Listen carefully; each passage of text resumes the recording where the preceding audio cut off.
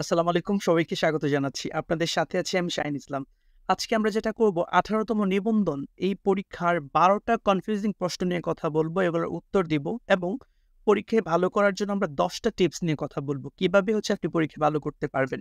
খেয়াল করেন, ১ম যে জিজ্ঞাসা সেটা লিখিত পরীক্ষা কারা দিতে পারবে? খুবই স্পেসিফিক। লিখিত পরীক্ষা যারা প্রিলিতে ৪০% নাম্বার পাবে তারা লিখিত পরীক্ষা দিতে পারবে। এটা উল্লেখ ছিল। ওকে? পরে খেয়াল করেন, জিজ্ঞাসা ২ প্রিলি পরীক্ষা নাম্বার কি ফাইনাল মেরিটে যোগ হয়? না। প্রিলির যে নাম্বার সেটা ফাইনালে যোগ হয় না। অর্থাৎ একজন ৪০ পেয়ে প্রিলি পাস করলো, একজন 75 পেয়ে প্রিলি পাস করলো। সেইম। পরে খেয়াল করেন, ৩ নাম্বারের জিজ্ঞাসা, লিখিত এবং মৌখিক পরীক্ষায় প্রাপ্ত নম্বরের ভিত্তিতে কি ফাইনাল মেরিট লিস্ট হয়? উত্তর হ্যাঁ। তার মানে লিখিত পরীক্ষায় যে নাম্বার এবং ভাইবা পরীক্ষার যে নাম্বার, এই ২ টার ভিত্তিতে কি হয়? ফাইনাল মেরিট লিস্ট হয়। পরে ৪ নাম্বার জিজ্ঞাসা লিখিত পরীক্ষায় সময় কতক্ষণ? লিখিত পরীক্ষায় সময় কতক্ষণ? ৩ ঘন্টা। শোনেন, এখানে আমি ১৮তম নিবন্ধন সার্কুলারের অংশটা আমি এখানে উল্লেখ করেছি। দেখেন, লেখা আছে লিখিত পরীক্ষার সময় কতক্ষণ? ৩ ঘন্টা।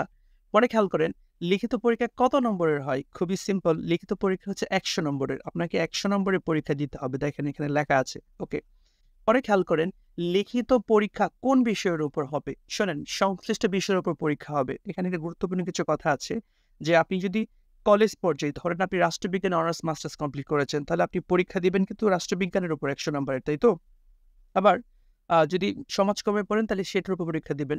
স্কুল পর্যায়ে আপনি যদি বাংলায় অনার্স করেন তার মানে বাংলার উপর ১০০ নম্বরের পরীক্ষা দিবেন। কিন্তু সহকারী শিক্ষক, যেমন স্কুল পর্যায়ের কথা বলছি, সামাজিক বিজ্ঞান, এখানে ৭ টা সাবজেক্টের যারা পড়াশোনা করছে তারা পরীক্ষা দিবে। তার মানে ওই ৭ টা সাবজেক্টের পরীক্ষা দিবে। স্কুল 2 তে দেখেন, জুনিয়র শিক্ষক যারা, জুনিয়র শিক্ষকের যদি কেউ আবেদন করে তাহলে বাংলায় ৫০, ইংরেজিতে ৫০। সো এই বিষয়টা নিয়ে পরবর্তীতে বিস্তারিত আলোচনা করা হবে। পরে খেয়াল করেন, ৭ নম্বর জিজ্ঞাসা খুবই গুরুত্বপূর্ণ। কি বই পড়বো? শোনেন, পেনিক হওয়ার কোনো কারণ নেই। আপনি যেকোনো ভালো একটা বই পড়বেন। সব প্রকাশনের বই অবশ্য বের হয় নাই। আপনি যেটা পাবেন সেটাই পড়াশোনা শুরু করে দিবেন। আপনি লাইব্রেরিতে যাবেন, যেয়ে বলবেন যে আমি কলেজ পর্যায়ে ধরেন আমি ইংলিশে পরীক্ষা দিব, মানে প্রভাষক ইংলিশ, বই দেন। বাস আপনাকে একটা বই দেখাবে। আপনি তো বললেন যে আমি স্কুলের সহকারী শিক্ষক হিসেবে আবেদন করেছি, সহকারী শিক্ষক সমাজকর্ম। তার মানে আপনাকে ওই বইটা দিয়ে দিবে, তাই তো? সো আপনাকে যেটা করতে হবে, লাইব্রেরিতে যেতে হবে, যেকোনো এক বই আপনি পাবেন সেটা পড়ে ফেলবেন, সমস্যা নেই। এখন ৮ নাম্বার মিলিয়নিয়ার, মানে একটা বিরাট বড় প্রশ্ন, সেটা কোচিং করা লাগবে? উত্তর না। অনেক অনলাইন কোচিং দেখবেন বলছে এটা করেন, সেটা করেন, এটা করেন। দরকার নাই রে বাবা, কোচিং করার দরকার নাই। নিবন্ধনের পরীক্ষা দেবেন, নো কোচিং দরকার নাই, কিন্তু আমি অনেস্টলি বলছি। পরে খেয়াল করেন, সিলেবাস কোথায় পাবো? খুবই সিম্পল। সিলেবাস ওয়েবসাইটে পাবেন। আর আপনি যে বই কিনবেন, বইয়ের মধ্যে আছে। আমি কমেন্ট সেকশনে কিন্তু কি করব, প্রত্যেকটা সিলেবাস, স্কুল, তারপর স্কুল টু কলেজ, সবগুলোর সিলেবাস আমি কমেন্ট সেকশনে দিয়ে দিব। আপনারা যেটা করবেন ওখান থেকে দেখবেন। আরেকটা বিষয় দেখেন, সিলেবাস প্রাপ্তিতে স্পষ্ট লেখা আছে প্রিলিমিনারি টেস্ট এবং লিখিত পরীক্ষার বিষয়ভিত্তিক সিলেবাস ওয়েবসাইট দেখেন www.ntrc.gov এর সিলেবাস সংক্রান্ত সেবা বক্স, এবং দেখেন ntrc.teletalk.com বিডিতে আপনি পাওয়া যাবে। ওকে, আপনি ওয়েবসাইটে যান, আপনি কিন্তু সিলেবাসটা পেয়ে যাচ্ছেন। ওকে, তারপরে খেয়াল করেন ১০ নম্বর প্রশ্ন, বিগত প্রশ্ন কোথায় পাবো? শোনেন, বিগত প্রশ্ন আপনি যে বই কিনবেন বইয়ের মধ্যে আছে। এখানে আমি সিম্পল ২টা প্রশ্ন উল্লেখ করেছি। দেখেন, ১৭তম নিবন্ধন সহকারী শিক্ষক ইংরেজি প্রশ্নটা, এটা আপনি মানে খুব একটা বোঝা যাচ্ছে না, তারপরে একটু এখানে দেখানোর জন্য আমি উল্লেখ করেছি। দেখেন, ১৭তম নিবন্ধন জুনিয়র শিক্ষক প্রশ্ন। ওকে, জুনিয়র শিক্ষক প্রশ্ন আমি জুনিয়র শিক্ষক আমি বলেছি বাংলায়, মানে স্কুল টু আর কি, বাংলায় ৫০, ইংরেজিতে ৫০। ওকে, এই প্রশ্ন আপনারা দেখতে পাচ্ছেন। তারপর ধরেন এখানে ১৭তম নিবন্ধন প্রভাষক বাংলা প্রশ্নটা আমি উল্লেখ করেছি। ওকে, সিলেবাস কিন্তু আমি উল্লেখ করব, সিলেবাস কমেন্ট সেকশনে দেবো, আপনারা ওখান থেকে দেখে নেবেন। পরে খেয়াল করেন, ১১ নম্বর জিজ্ঞাসা পাস মার্ক কত? শোনেন, বিসিএস সরি আমাদের এনটিআরসি রিটেনের কি নির্দিষ্ট কোনো পাস মার্ক নাই। ওকে, বিসিএস পরীক্ষায় একটা নির্দিষ্ট পাস মার্ক আছে, কিন্তু এনটিআরসিতে নির্দিষ্ট কোনো পাস মার্ক নাই। কর্তৃপক্ষ শূন্য পদসংখ্যার ভিত্তিতে প্রয়োজনীয় সংখ্যক কি করাবে? পাস করাবে। প্রিলিতে ৪০% পাইলে পাস, কিন্তু রিটেনে কত পার্সেন্ট পেলে পাস এটা কিন্তু বলা যায় না। সো আপনাকে যেটা করতে হবে, সর্বোচ্চ নাম্বার পেতে হবে, তাই তো? পরে খেয়াল করেন ১২ নম্বর জিজ্ঞাসা, এই যে আমরা লিখিত পরীক্ষা এটা দিব কোথায়? শোনেন, আপনারা দেখেন, লিখিত পরীক্ষা ৮টা বিভাগীয় শহরে হবে।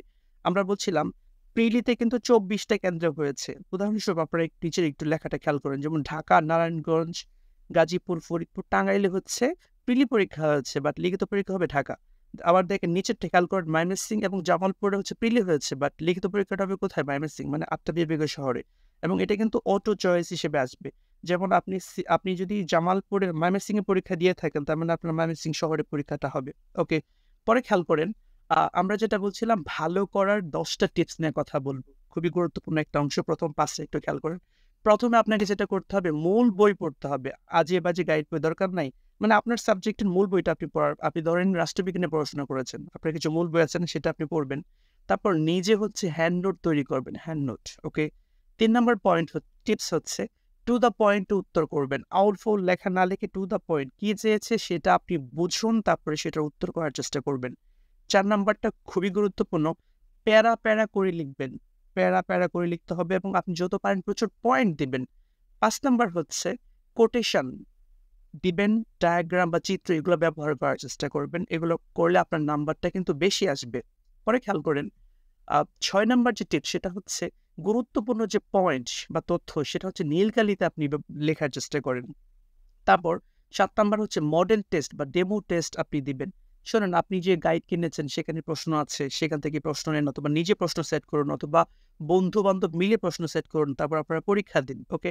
৮ নাম্বার হচ্ছে আপনার বিষয়ের সেরা যে একজন স্যার, যে অপেক্ষাকৃত তরুণ, তার সাথে সিটিং দেন, তার সাথে প্রশ্ন করুন। শোনেন, আমরা বলছিলাম তরুণ কেন বলছি? কারণ অনেক সিনিয়র স্যার যারা আছেন তারা হয়তো নিবন্ধ সম্পর্কে খুব একটা মানে ধারণা রাখেন না। কিন্তু তরুণ যারা তারা হচ্ছে একটু হয়তো সদ্য নিয়োগ পেয়েছে, তারা বিষয়গুলো ভালো জানে। সো আপনি যাকে আপনার ভালো কমফোর্ট মনে হয় তার সাথে আপনি কথা বলুন, তাকে প্রশ্ন করুন। ওকে? আর ৯ নাম্বার হচ্ছে পড়ুন, পড়ুন এবং পড়ুন। আর ১০ নাম্বার হচ্ছে লিখুন, লিখুন এবং লিখুন।